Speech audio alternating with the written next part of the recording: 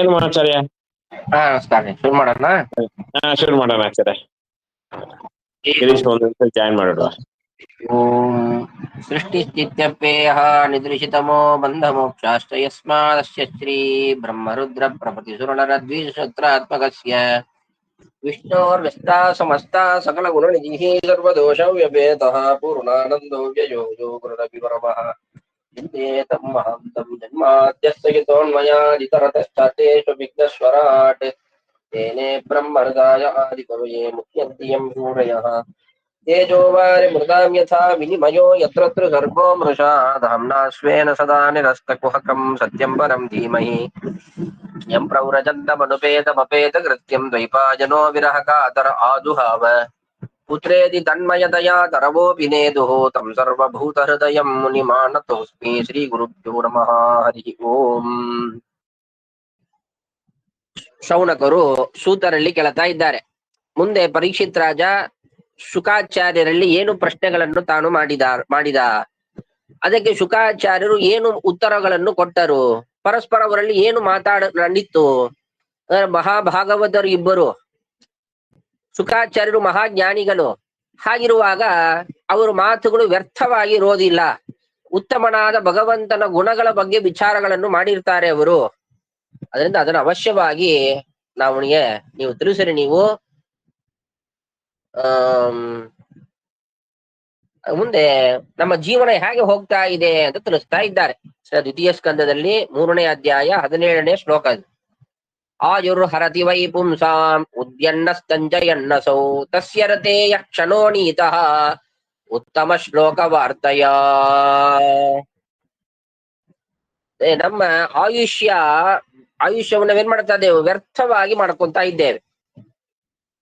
ಅದಕ್ಕೆ ಅದನ್ನ ಸಾರ್ಥಕ ಮಾಡ್ಕೊಬೇಕು. ಅದು ಏನು ಮಾಡಬೇಕು, ನಾವು ನಮ್ಮ ಆಯುಷ್ಯ ಅದು ವೇಸ್ಟ್ ಆಗಬಾರದು, ಅದು ಸಾರ್ಥಕವಾಗಬೇಕು. ಅಂದ್ರೆ ಏನ, ಆಯುರ್ ಹರತಿ ವೈ ಪುಂಸಾಂ, ನಮ್ಮ ಆಯುಷ್ಯವನ್ನ ಹರಣ ಮಾಡುತ್ತದೆ.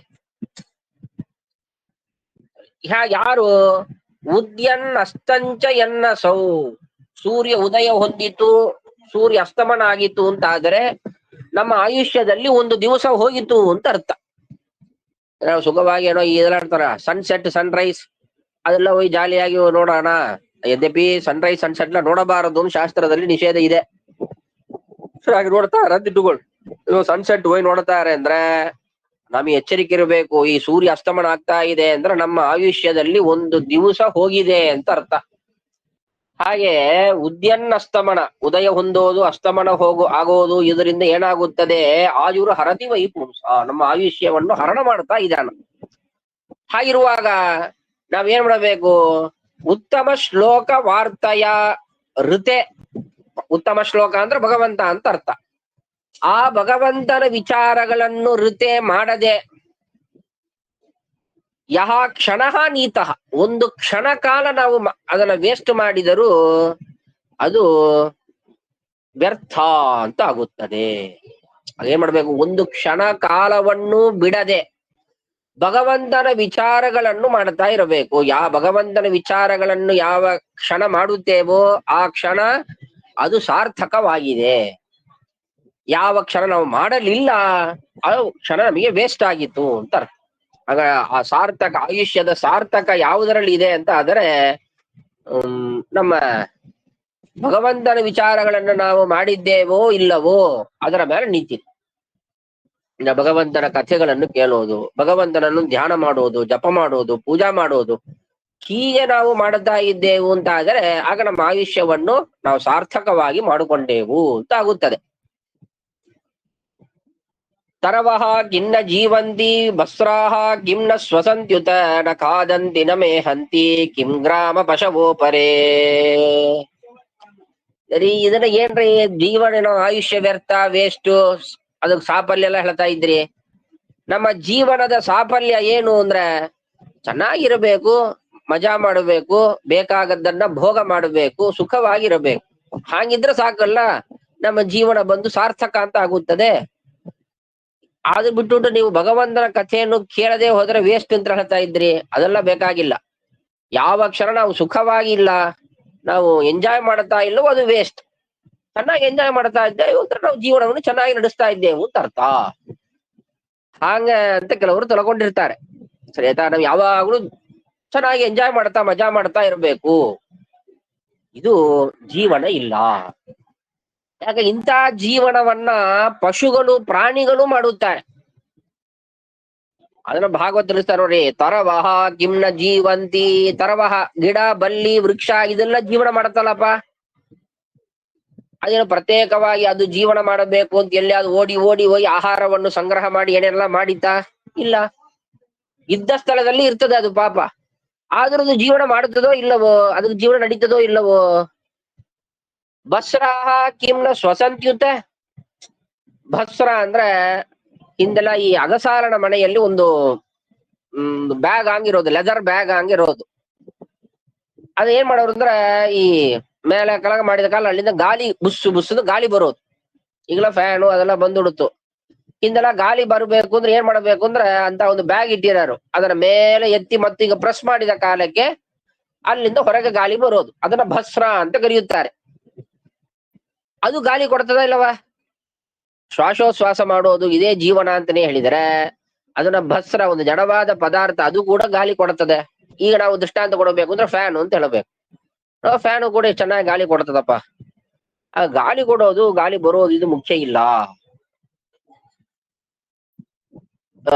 ಗ್ರಾಮ ಪಶವಃ, ಗ್ರಾಮ ಪಶು ಅಂದ್ರೆ ನಾಯಿ ಅಂತ ಅರ್ಥ. ಅದು ಖಾದಂತಿ ನಾ ಖಾದಂತಿ ಕಿಂ ನ ಮೇಹಂತಿ ಕಿಂ. ಆ ನಾಯಿಗಳು ಪಶುಗಳು ಏನ್ ಪ್ರಾಣಿಗಳು ಏನ್ ಮಾಡ್ತದೆ? ಅದು ಚೆನ್ನಾಗಿ ಊಟ ಮಾಡುತ್ತದೆ, ಮಲಮೂತ್ರ ವಿಸರ್ಜನೆ ಮಾಡುತ್ತದೆ, ಇದ್ರ ಅದು ಮಾಡುತ್ತದೆ. ಈ ಚೆನ್ನಾಗಿ ಉಣ್ಣೋದು ಹೋಗೋದು ಇದೇ ನಿನ್ನ ಜೀವನ ಅಂತಿದ್ರೆ ಆ ಪ್ರಾಣಿ ಪಶುಗಳಿಗೂ ನಿನಗೂ ಏನು ವ್ಯತ್ಯಾಸ ಆಗಿತ್ತು? ಆ ಕೆಲಸವನ್ನು ಅದು ಮಾಡುತ್ತದೆ ಅಂತ ಅರ್ಥ. ತುಂಬಾ ತಿಂಬೋದು ಕುಡಿಯೋದು ಇದೇ ನಿನ್ನ ಜೀವನ ಅಂತ ಇಟ್ಟುಕೊಂಡ್ರೆ ಪ್ರಾಣಿಗಳಿಗೂ ನಿನಗೂ ಏನು ವ್ಯತ್ಯಾಸವೂ ಇಲ್ಲ.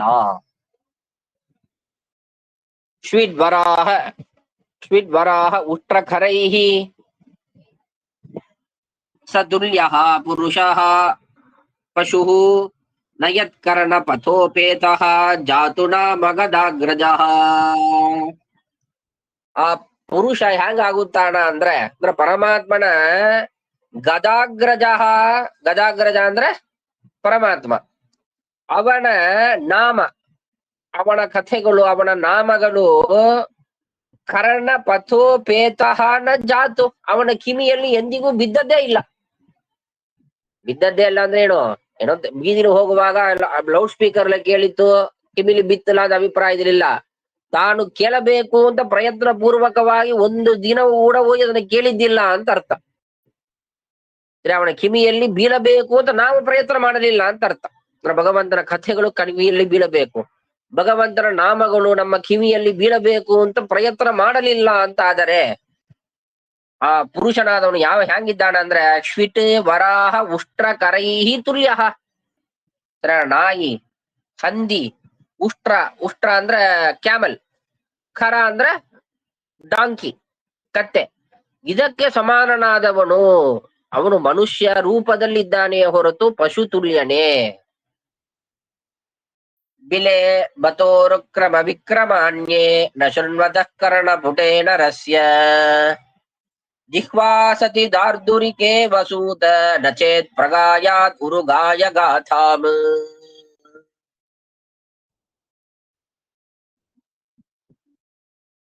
ಅವನ ದೇವರು ಅವನ ಸೃಷ್ಟಿಯನ್ನು ಮಾಡುವಾಗ, ಅವನ ಹುಟ್ಟು ಜನ್ಮವನ್ನು ಕೊಡುವಾಗ ಏನು ಅಂಗಗಳು ಕೊಟ್ಟಿದ್ದಾರೆ, ಅದನ್ನ ಸಾರ್ಥಕ ಮಾಡ್ಕೊಬೇಕು. ಇಂದ್ರಿಯಗಳು, ಅಂಗಗಳನ್ನು ಎಷ್ಟೋ ಜನರಿಗೆ ಇಲ್ಲಾಗ ಹುಟ್ಟುತ್ತಾರೆ ಪಾಪ. ಆದ್ರೆ ಭಗವಂತ ನಮಗೆ ಕೊಟ್ಟಿದ್ದಾನ. ಆ ಕೊಟ್ಟ ಕಾಲಕ್ಕೆ ಅದನ್ನ ನಾವು ಸಾರ್ಥಕ ಕೊಂಡಿಲ್ಲ, ಅದನ್ನ ವ್ಯರ್ಥ ಮಾಡ್ಕೊಂತ ಇದ್ದೇವೆ. ಹಂಗಂತ ಆದ್ರೆ ಅದು ದೊಡ್ಡ ನಾವು ಮೋಸ ಮಾಡ್ತಾ ಇದ್ದೇವೆ ಅಂತ ಅರ್ಥ. ಭಗವಂತ ಪದಾರ್ಥ ನಮಗೆ ಕೊಟ್ಟಿದ್ದಾರೆ, ಉಪಯೋಗ ಮಾಡು ಅಂತ ಕೊಟ್ರೆ ಅದನ್ನ ಸರಿಯಾಗಿ ಉಪಯೋಗ ಮಾಡದೆ ದುಷ್ಟವಾಗಿ ಕೆಟ್ಟ ಹಾದಿಯಲ್ಲಿ ನಾವು ಉಪಯೋಗ ಮಾಡಿದರೆ ಆಗ ಮೋಸ ಮಾಡಿದೆವು ಅಂತಾನಾಗುತ್ತದೆ. ಆಗ ಆ ಇಂದ್ರಿಯಗಳು ಏನಾಗಿದೆ? ಆ ಇಂದ್ರಿಯಗಳು ವ್ಯರ್ಥ, ಕೊಟ್ಟದ್ದು ವ್ಯರ್ಥ.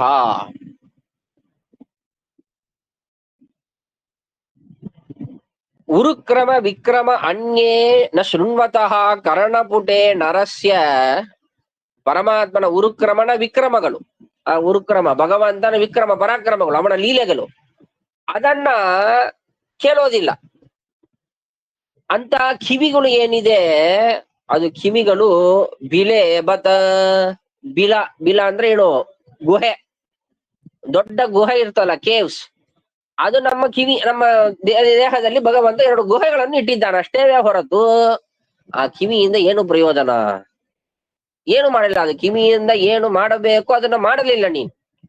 ಭಗವಂತನ ಉರುಕ್ರಮಣ ಲೀಲೆಗಳನ್ನು ನೀನು ಕೇಳಲಿಲ್ಲ ಅಂತಾದರೆ ಆ ಕಿವಿಗಳು ಇದ್ದು ಅದು ವ್ಯರ್ಥ.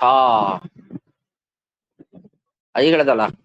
ಅದು ಇದೆಲ್ಲ ಈ ಭಾಗವತವನ್ನು ಬೇಸಾಗಿಟ್ಟುಕೊಂಡು ಎಲ್ಲ ದಾಸರುಗಳು ಪದ್ಯಗಳನ್ನು ಮಾಡ್ತಾರೆ. ಮನ್ಮಥ ಜನಕನ ಮರಥ ಮನುಜನು ಮರ ಮರ ಮರ ಮರ ಮರ ಮರ.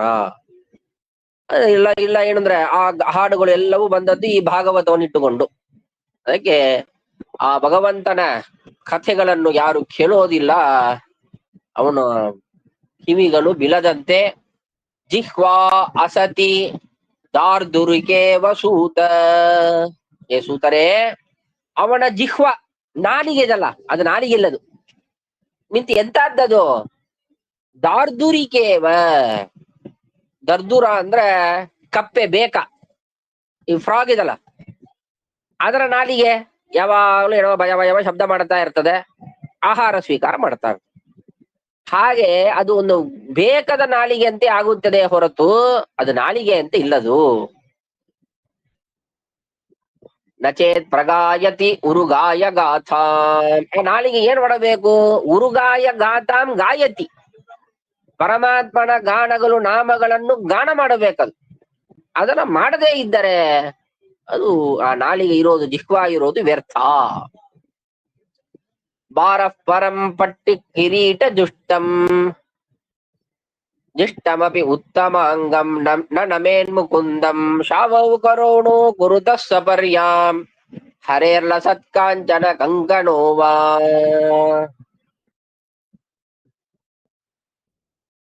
ಒಳ್ಳೆ ತಲೆ, ಆ ತಲೆಯಲ್ಲಿ ಏನ್ ಮಾಡಿದವ, ಪಟ್ಟ ಕಿರೀಟ ಜುಷ್ಟಮಪಿ, ಒಳ್ಳೆ ಪಟ್ಟ ಅಂದ್ರೆ ಪಟ್ಟು ವಸ್ತ್ರ, ರೇಷ್ಮೆ ಸಿಲ್ಕ್, ಅದರಿಂದ ಒಳ್ಳೆ ರುಮಾಲ್ ಕಟ್ಟುಕೊಂಡಿದ್ದಾನ. ಅಲ್ಲ ಕಿರೀಟವನ್ನು ಧಾರಣ ಮಾಡಿದ್ದಾನ, ಅಷ್ಟು ಅಲಂಕಾರ ತಲೆಗೆ ಮಾಡಿಕೊಂಡ. ಅಂತ ತಲೆ ನ ಮುಕುಂದಂ ನಮೇತ್, ಆ ಪರಮಾತ್ಮನಿಗೆ ಬೊಗ್ಗಿ ನಮಸ್ಕಾರ ಮಾಡಲಿಲ್ಲ ಅಂತ ಆದರೆ ಭಾರ ಏವ, ದೊಡ್ಡ ಭಾರ. ನಮ್ಮ ದೇಹದಲ್ಲಿ ಒಂದು ದೊಡ್ಡ ಭಾರವಾಗಿದೆ ಯಾವುದು, ನಮ್ಮ ತಲೆ ಅಷ್ಟೇ. ತಲೆಯಲ್ಲೇನೋ ಭಾರ ಇಟ್ಟುಕೊಂಡಿದ್ದೆವು, ಅದರಿಂದ ಏನೋ ಪ್ರಯೋಜನವ, ವೇಸ್ಟ್, ವ್ಯರ್ಥ ತಾಣದು. ಹಾಗೆ ನಮ್ಮ ದೇಹದಲ್ಲಿ ಒಂದು ವ್ಯರ್ಥವಾಗಿ ಒಂದು ಭಾರವನ್ನು ನಾವು ಧಾರಣ ಮಾಡ್ತಾ ಇದ್ದೇವೆ ಅಷ್ಟೇವೇ ಹೊರತು ಆ ತಲೆಯಿಂದ ಏನು ಪ್ರಯೋಜನವೂ ಇಲ್ಲ. ಭಗವಂತನಿಗೆ ಒಂದು ಬಾರಿ ಕೂಡ ಬೊಗ್ಗಿ ನಮಸ್ಕಾರ ಮಾಡದೇ ಇರುವುದಾದ ತಲೆ, ಅದು ತಲೆಯೇ ಇಲ್ಲದು. ಯಾವುದು, ಯಾವ ಕೈಗಳು, ಲಸತ್ ಕಾಂಚನ ಕಂಕಣವು, ಉಳ್ಳ ಕಂಕಣ ಉಂಗುರ ಎಲ್ಲ ಹಾಕಿ ಚೆನ್ನಾಗಿ ಅಲಂಕಾರ ಮಾಡಿಕೊಂಡಿದ್ದಾನ ಕೈಗಳಿಗೆ. 10 ಬೆರಳಿಗೆ ಉಂಗುರ ಹಾಕೊಂಡಿದ್ದಾನ, ಎಲ್ಲ ಮಾಡಿಕೊಂಡ. ಆದರೆ ಹರೇ ಸಪರ್ಯಾಂ ನ ಕುರುತಃ, ಪರಮಾತ್ಮನ ಸೇವೆಯನ್ನು ಮಾಡೋದಿಲ್ಲ, ಪರಮಾತ್ಮನಿಯ ಕೈ ಮುಗಿದು ನಮಸ್ಕಾರ ಮಾಡೋದಿಲ್ಲ, ಅವನ ಪೂಜೆಯನ್ನು ಮಾಡೋದಿಲ್ಲ. ಅಂತ ಕೈಗಳು ಎಷ್ಟು ಅಲಂಕೃತವಾಗಿದ್ದರು, ಎಂತ ಕೈಗಳದು, ಶಾವವು ಕರವು, ಒಂದು ಶವ ಅದರ ಕೈಗಳಂತೆ, ಅಷ್ಟು ಅಮಂಗಲವಾದದ್ದು ಅಂತ ಅರ್ಥ, ಏನು ಪ್ರಯೋಜನ ಇಲ್ಲದು. ಬರಹಾಯಿತೆ ತೇನ ಯನೇನ ರಾಣಾಂ ಲಿಂಗಾನಿ ವಿಷ್ಣೋರ್ನ ನಿರೀಕ್ಷಿತೋಯೇ ಪಾದೌ ನೃಣಾಂ ತೌ ನೃಮ ಜನ್ಮ ಭಾಜೌ ಕ್ಷೇತ್ರಾಣಿ ನಾನು ವ್ರಜತೋ ಹರಿರ್ಯೌ. ಮತ್ತು ನಯನೆ ಕಣ್ಗಳು, ನಮ್ಮ ಕಣ್ಣುಗಳು ಏನು ಮಾಡಬೇಕು, ಭಗವಂತನ ಪ್ರತಿಮೆಗಳು ಮೂರ್ತಿಗಳನ್ನು ದರ್ಶನ ಮಾಡಬೇಕು. ವಿಷ್ಣೋಹೋ ಲಿಂಗಾಣಿ, ಪರಮಾತ್ಮನ ಲಿಂಗಗಳು ಅಂದ್ರೆ ಪ್ರತಿಮೆಗಳು, ಅದನ್ನು ಏನ ನಿರೀಕ್ಷತೆ, ಅದನ್ನು ನೋಡೋದೇ ಇಲ್ಲ. ಒಂದು ದಿವಸ ದೇವಸ್ಥಾನಕ್ಕೆ ಹೋದದ್ದಿಲ್ಲ, ಪರಮಾತ್ಮನ ಪ್ರತಿಮೆಗಳನ್ನು ನೋಡಿದ್ದಿಲ್ಲ. ಇನ್ನೊಂದು ಪರಮಾತ್ಮನ ಪ್ರತಿಮೆಗಳು ಅಂದ್ರೆ ಪುಸ್ತಕಗಳು, ಶಾಸ್ತ್ರದ ಗ್ರಂಥಗಳು, ಅದನ್ನು ಒಂದು ಬಾರಿ ಕಣ್ಣು ತೆರೆದು ನೋಡಿದ್ದಿಲ್ಲ. ಅಂತ ಕಣ್ಣುಗಳು ಅದೆಂತಹದ್ದು ಅಂದ್ರೆ ಬರಿಹ ಈತೆ ತೇನ ಯನೆ, ಈ ನವಿಲಿನ ಪುಚ್ಛ ಇದಲ್ಲ, ಪೀಕಾಕ್ ಫೆದರ್, ಅದರಲ್ಲಿ ಕಣ್ಣುಗಳಿರೋದು. ನೀವು ನೋಡಿದಿರಿ ಅಂದ್ರೆ ಒಂದೊಂದು ಆ ಫೆದರ್ ಅಲ್ಲಿ ನವಿಲು ಪುಚ್ಛದಲ್ಲಿಯೂ ಕಣ್ಣದಿಂದ ಕಾಣಿಸೋದು. ಆ ಕಣ್ಣುಗಳಿಂದ ಏನೋ ಪ್ರಯೋಜನ ಇದೆಯಾ? ಅದರಿಂದ ನೋಡಲಕ್ಕಾಗೋದಾ? ಇಲ್ಲ. ಅದೇ ರೀತಿಯಲ್ಲಿ ನಮ್ಮ ದೇಹದಲ್ಲಿ ನಾವು ಕಣ್ಣುಗಳು ಇದ್ದರೂ ನಾವು ಭಗವಂತನನ್ನು ನೋಡಲ್ಲ, ಪ್ರತಿಮೆಗಳನ್ನು ನೋಡೋದಿಲ್ಲ, ಶಾಸ್ತ್ರ ಪುಸ್ತಕಗಳನ್ನು ನೋಡೋದಿಲ್ಲ ಅಂತಾದರೆ ಅದು ನವಿಲಿನ ಪುಚ್ಛದಲ್ಲಿ ಇರುವುದಾದ ಕಣ್ಣುಗಳಂತೆ ಆಗುತ್ತದೆ. ಹಾಗೆ ಕಾಲುಗಳು ಏನ್ ಮಾಡಬೇಕು? ಅದು ಹರೇಹೇ ಕ್ಷೇತ್ರಾಣಿ, ಪರಮಾತ್ಮನ ಕ್ಷೇತ್ರಗಳು ಏನಿದೆ, ಕ್ಷೇತ್ರಗಳ ಕುರಿತು ನಮ್ಮ ಕಾಲುಗಳು ಹೋಗಬೇಕು. ಹಿಂದಿನ ಕಾಲದೆಲ್ಲ ಕ್ಷೇತ್ರಾಟನ ಮಾಡೋಣ ಅಂದ್ರೆ ದೊಡ್ಡ ವಿಚಾರ ಅದು. ಯಾಕೆ ನಡೆದುಕೊಂಡು ಹೋಗಬೇಕು. ಅದಕ್ಕೆ ಇಂದ್ರ ಬದ್ರಿ ಯಾತ್ರೆ ಎಂಬುದು ದೊಡ್ಡ ಕೆಲಸವಾಗಿತ್ತು. ಯಾಕಂದ್ರೆ ಬದ್ರಿಗೆ ಹೋಗುವವ ಮತ್ತು ವಾಪಸ್ ತಿರುಗಿ ಬರ್ತಾನ ಎಂಬ ಖಾತ್ರಿ ಇಲ್ಲ. ಬರ್ಬೋದು, ಬರ್ಲಾಗಿರ್ಬೋದು, ಮೋಸ್ಟ್ಲಿ ಬರೋದಿಲ್ಲ ಅಂತ ಇತ್ತು. ಅದಕ್ಕೆ ಬದ್ರಿಗೆ ಹೋಗಿ ಒಬ್ಬ ವಾಪಸ್ ತಿರುಗಿ ಬಂದ ದೊಡ್ಡ ವಿಷಯ. ಬದ್ರಿ ಸಮಾರಾಧನೆ ಅಷ್ಟೆಲ್ಲ ಮಾಡ್ತಾ ಇದ್ರು. ಅದಕ್ಕೆ ಅವೆಲ್ಲ ಯಾತ್ರೆ ಎಂಬುದೇ ದೊಡ್ಡ ಕಷ್ಟ. ಯಾಕಲ್ಲ ಎಲ್ಲ ಒಂದು ಹಾದಿ ರಸ್ತೆಗಳು ಸರಿ ಇರೋದಿಲ್ಲ, ಕಾಡುಗಳಲ್ಲಿ ಪ್ರಯಾಣ ಮಾಡಬೇಕು, ಅದು ನಡೆದುಕೊಂಡು ಹೋಗಬೇಕು, ಇಷ್ಟೆಲ್ಲ ಇತ್ತು. ಈಗೆಲ್ಲ ಪ್ರಯಾಣ ಅಷ್ಟಂತೆ ಸುಲಭವಾಗಿದೆ. ಕ್ಷಣ ಕಾಲದಲ್ಲಿ ಏನು ಒಂದು ಅರ್ಧ ಗಂಟೆ ಇಲ್ಲಿಂದ ಹರಿದ್ವಾರ ಹೋಗ್ಬೋದು, ಡೆಲ್ಲಿ ಹೋಗ್ತಾನ, ಬದ್ರಿ ಹೋಗ್ತಾರೆ. ಅಷ್ಟು ಸುಲಭ ಸೌಲಭ್ಯ ಇದ್ದರೂ ನಾವೇನ್ ಮಾಡ್ತೇವೆ? ಪರಮಾತ್ಮನ ಕ್ಷೇತ್ರಗಳಿಗೆ ಯಾತ್ರೆಗೆ ಹೋಗೋದಿಲ್ಲ. ಅದೇನ್ ಮಾಡ್ಬೇಕು? ಇವನಿಗೆ ಎಲ್ಲಿಯಾ ಟೂರ್ ಹೋಗಿರ್ತಾನ, ಅಲ್ಲಿ ಏನೋ ಒಂದು ಸೈಟ್ ಸೀಯಿಂಗ್ ಅಂತ ಹೋಗಿರ್ತಾನ, ಹತ್ತಿರ ಏನೋ ಒಂದು ಕ್ಷೇತ್ರ ಇರ್ತಪ್ಪ, ಸರಿ ಇಷ್ಟು ಬಂದಾಯ್ತು, ಸ್ವಲ್ಪ ವಿಸಿಟ್ ಮಾಡ್ತು ಬರೋಣ ಅಂತ ಹೋಗ್ತಾರೆ.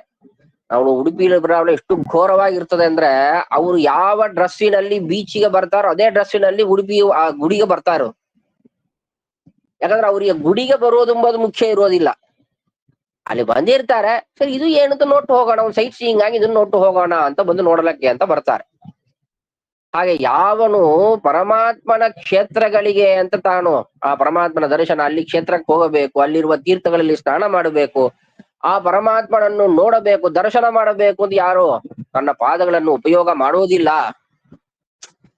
ಅವನ ಕಾಲುಗಳಿಗೆ ಏನಾಗಿದೆ ಅಂದ್ರೆ ಧ್ರುವ ಜನ್ಮ ಬಾಧವು. ಧ್ರುವ ಅಂದ್ರೆ ವೃಕ್ಷಗಳು, ಮರಗಳು.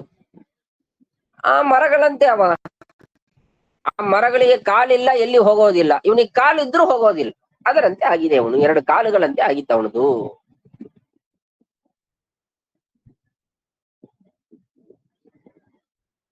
ಜೀವಚ್ಛವೋ ಭಾಗವತಾಂಗ್ರಿ ರೇಣುಂ ನ ಜಾತು ಮರ್ತ್ಯೋ ಅಭಿಲಷೇತ ಯತ್ಸ್ತು ಶ್ರೀ ವಿಷ್ಣು ಪದ್ಯ ಮನುಜಸ್ತುಲಸ್ಯಾಹ ಸ್ವಶವೋ ಯಸ್ತು ನ ವೇದ ಗಂಧಂ. ಯಾರು ಭಾಗವತ ಅಂಗ್ರಿ ರೇಣುಂ, ಭಾಗವತರು ಭಗವಂತನ ಭಕ್ತರೇನಿದ್ದಾರೆ ಅವರ ಪಾದ ಧೂಳಿಗಳು ಅದು ನಮ್ಮ ಮೈಯಲ್ಲಿ ತಾಗಬೇಕು. ಅವರ ಪಾದಗಳು, ಜ್ಞಾನಿಗಳ ಪಾದಗಳು, ದೊಡ್ಡವರ ಪಾದಗಳು, ಭಗವಂತನ ಭಕ್ತರ ಪಾದಗಳನ್ನು ಗಟ್ಟಿಯಾಗಿ ಹಿಡಿದು ನಾವು ನಮಸ್ಕಾರ ಮಾಡಬೇಕು. ಅವರ ಪಾದ ಧೂಳಿಗಳು ನಮ್ಮ ಮೇಲೆ ತಾಗಬೇಕು.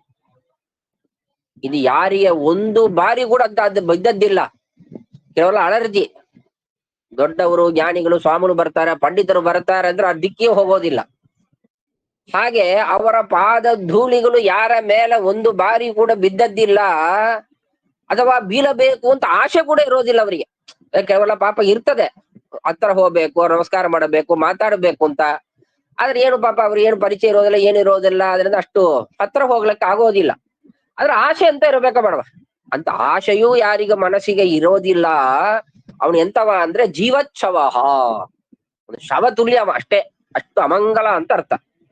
ಹಾಗ ಶವ ಅಂದ್ರೆ ಎಷ್ಟು ಅಮಂಗಲವಾಗಿರ್ತೇವೆ, ಹಾಗೆ ಮೇಲಿಗೆ ಅದು, ಹಾಗೆ ಅಷ್ಟು ಮೇಲಿಗೆ ಅಂದ್ರೆ ಜೀವಂತನಾಗಿದ್ದಾನೆ ಅಷ್ಟೇ ಹೊರತು ಶವನಿಗೆ ಅವನಿಗೆ ವ್ಯತ್ಯಾಸ ಇಲ್ಲ.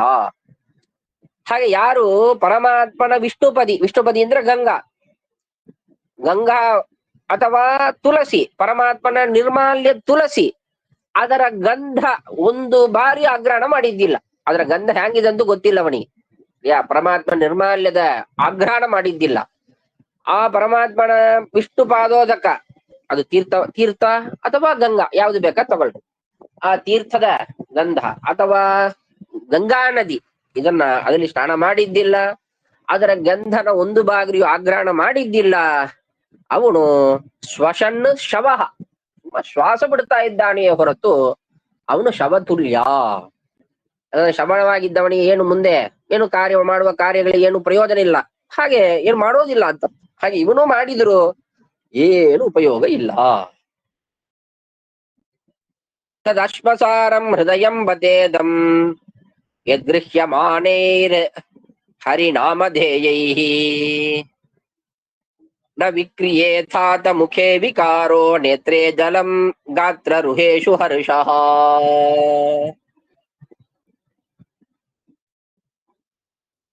ಮತ್ತು ಮನಸ್ಸು, ಅವರ ಮನಸ್ಸು ಹ್ಯಾಂಗಿದೆ ಅಂದ್ರೆ ಅಶ್ಮಸಾರಂ ಹೃದಯಂ, ಕಲ್ಲು ಮನಸ್ಸು.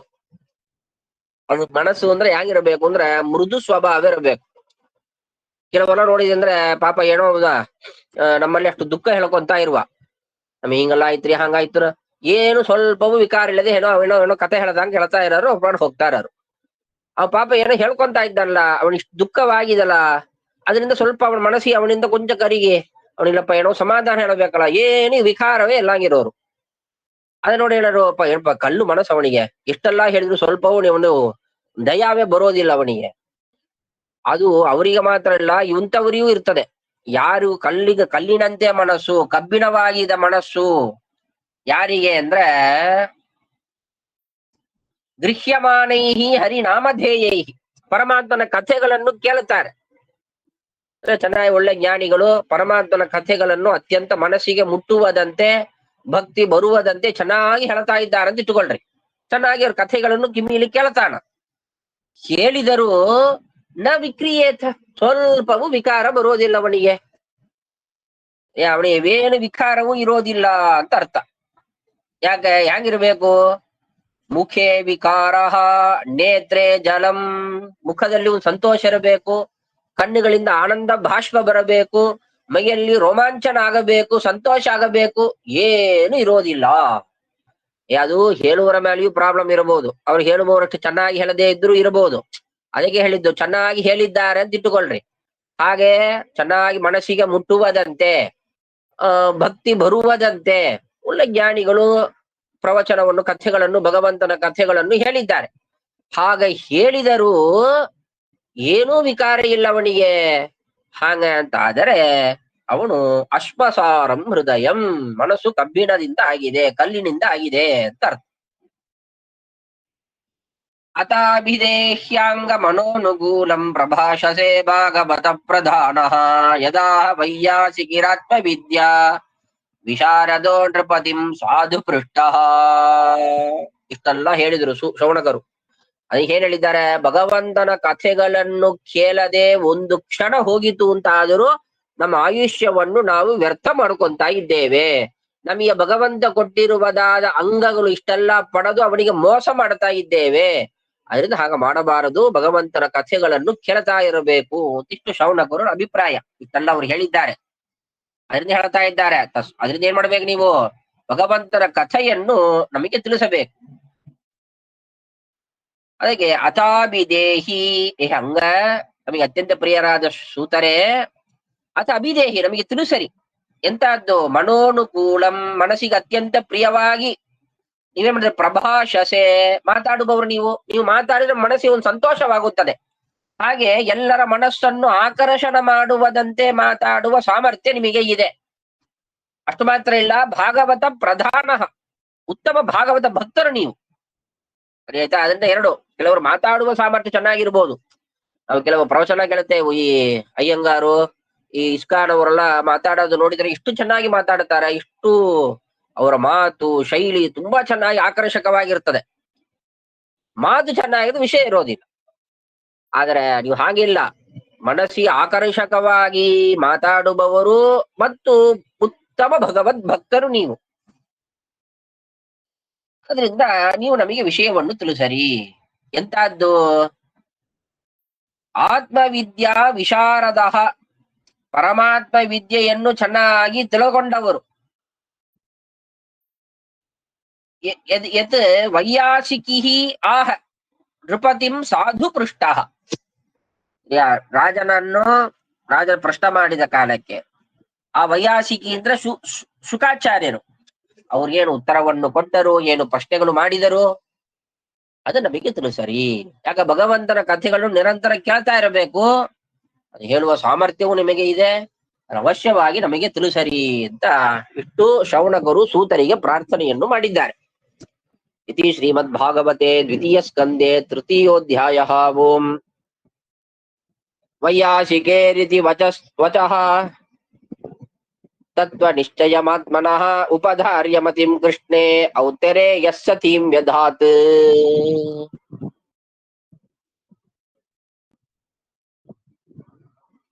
ಮುಂದೆ ಆ ಶುಕಾಚಾರ್ಯರು ಮತ್ತು ಪರೀಕ್ಷಿತ್ ರಾಜ ಇವರ ಮಧ್ಯದಲ್ಲಿ ನಡೆದಿರುವುದಾದ ಪ್ರಶ್ನೋತ್ತರಗಳು ಆ ವಿಷಯದಲ್ಲಿ ಭಾಗವತ ಅದನ್ನು ಮುಂದೆ ಹೇಳಕ್ಕೆ ಹೊರಡ್ತಾ ಇದ್ದಾರೆ.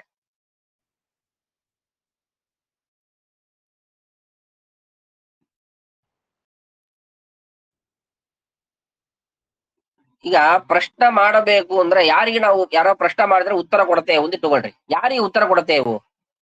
ಅವ್ನು ಮಾಡಿದ ಪ್ರಶ್ನೆ ಸರಿಯಾಗಿರಬೇಕು, ಅದು ಉತ್ತರವನ್ನು ಅರ್ಥ ಮಾಡಿಕೊಂಡು ಅವನಿಗೆ ಅವನಿಗೆ ಏನು ಅನ್ನೋದ್ರಿಂದ ಏನೋ ಸ್ವಲ್ಪ ಉಪಯೋಗ ಇರಬೇಕು.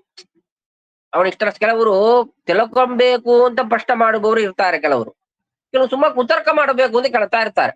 ಅವ್ರೆಲ್ಲ ನಾವು ಉತ್ತರ ಕೊಡೋದೇ ಇಲ್ಲ. ಏನ್ ಹೇಳಿದ್ರು ಅವ್ನು ಮಾಡ ಹೋಗೋದಿಲ್ಲ. ಅವ್ನು ಎಷ್ಟು ಕನ್ವಿನ್ಸ್ ಮಾಡಿದ್ರು ಅವ್ನ ಮಾತಕ ಚೇಂಜ್ ಆಗ ಹೋಗೋದಿಲ್ಲ. ಅವನಿಗೆ ಮಾತಾಡಿ ಏನು ಪ್ರಯೋಜನ, ವ್ಯರ್ಥ ಅಂತ ಬಿಟ್ಟುಬಿಡ್ತಾರೆ. ಆದ್ರೆ ರಾಜ ಹಂಗಿಲ್ಲ. ಅವನಿಗೆ ಈ ಉತ್ತರವನ್ನು ಪಡೆಯಲಿಕ್ಕೆ, ಅವ್ರ ಪ್ರಶ್ನೆ ಕೇಳಲಿಕ್ಕೆ ಉತ್ತಮ ಅಧಿಕಾರ ಅವನಿಗೆ ಇದೆ. ಯಾಕಂದ್ರೆ ಇಂತು ಶುಕಾಚಾರ ಉಪದೇಶ ಮಾಡಿದ್ದಾರಲ್ಲ, ಅದರಿಂದ ವಿಶೇಷವಾಗಿ ಅವನಿಗೆ ವಿಜ್ಞಾನ ಮತ್ತು ವಿರಕ್ತಿ ಬಂತು ಅಂತ ಮೊದಲಿಗೆ ತಿಳಿಸ್ತಾರೆ. ಆಯ್ತಾ? ಹಂಗೆ ವೈಯಾಸಿಕೆ ಹೇ ವಚಃ, ಆ ವೈಯಾಸಿಕಿ ಶುಕಾಚಾರ್ಯರ ಮಾತಿನಿಂದ ಅವನಿಗೆ ಏನಾಗಿತ್ತು? ತತ್ವ ನಿಶ್ಚಯ ಆತ್ಮನಃ, ಪರಮಾತ್ಮನ ತತ್ವದ ನಿಶ್ಚಯವನ್ನು ಹೊಂದಿದವ, ಒಳ್ಳೆ ಜ್ಞಾನವನ್ನು ಪಡೆದ. ಉಪಧಾರ್ಯ ಮತಿಂ ಕೃಷ್ಣೇ, ತನ್ನ ಬುದ್ಧಿಯನ್ನು ಪರಮಾತ್ಮನಲ್ಲೇ ನಿಲ್ಲಿಸಿದ. ಅಂತ ಔತ್ತರೇಯ, ಉತ್ತರಾವಿನ ಮಗ ಅಂತ ಉತ್ತರೇಯ ಅಂತ ಪರೀಕ್ಷಿತ್ ರಾಜ ಸತೀಂ ವ್ಯಧಾತ್, ಸತೀಂ ಮತೀಂ, ಆ ಬುದ್ಧಿಯನ್ನು ಚೆನ್ನಾಗಿ ಮಾಡಿದ. ಬುದ್ಧಿ ಚೆನ್ನಾಗಿದೆ ಅಂದ್ರೆ ಏನರ್ಥ? ರಾಗಾದಿ ದೋಷಗಳು ಯಾವುದೂ ಇಲ್ಲ.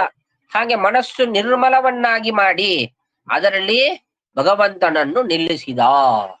ಹೀಗೆ ಆ ಭಗವಂತನಿಷ್ಟು ಶುಕರ ಉಪದೇಶದಿಂದ ಅವನು ವಿಶೇಷ ಜ್ಞಾನ ಬಂತು.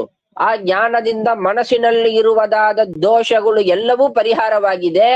ಮನಸ್ಸು ಭಗವಂತನಲ್ಲೇ ನಿಂತಿತು. ಆತ್ಮಜಾಯ ಸುತಾಗಾರ ಪಶುದ್ರವಿನ ಬಂಧುಷು ರಾಜ್ಯೇ ಚ ಅವಿಕಲೆ ನಿತ್ಯ ನಿರೂಢ ಮಮತಾಂ ಜಹೌ. ಇಷ್ಟು ಜ್ಞಾನ ಬಂತು, ಭಗವಂತನಲ್ಲಿ ಧ್ಯಾನ ಬಂತು. ಅದು ನಿರಂತರ ಇರಬೇಕಲ್ಲ, ದೃಢವಾಗಿ ಇರಬೇಕಲ್ಲ ಅಂದ್ರೆ ವೈರಾಗ್ಯವೂ ಇದೆ. ನಮಗೂ ಜ್ಞಾನ ಇದೆಲ್ಲ ಬರ್ತದ, ದೃಢವಾಗಿ ಇರೋದಿಲ್ಲ. ಯಾಕೆ ಅಂದ್ರೆ ವೈರಾಗ್ಯ ಇರೋದಿಲ್ಲ. ಅದು ಕೆಲವು ಸಮಯ ಅಯ್ಯೋ ನಾಳಿಂದ ನೋಡ್ರಿ ನಿರಂತರ ಪಾಠ ಪ್ರವಚನ ಪೂಜೆ ಇದನ್ನೇ ಇಷ್ಟು ಜಪ ಮಾಡಬೇಕು, ಇಷ್ಟೊತ್ತು ಪೂಜೆ ಮಾಡಬೇಕು, ಇಷ್ಟು ಪಾರಾಯಣ ಮಾಡಬೇಕು, ಎಷ್ಟೆಲ್ಲ ಸಂಕಲ್ಪ ಮಾಡ್ಕೊಂತೇವೆ. ಅಷ್ಟು ಮರುದಿವಸ ಎದ್ದೆ ಅಂದ್ರೆ ಎಲ್ಲ ಹೋಯ್ತು. ಯಾಕೆ ಅಂದ್ರೆ ನಮಗೆ ಅಷ್ಟು ವೈರಾಗ್ಯ ದಾರ್ಢ್ಯ ಇರೋದಿಲ್ಲ.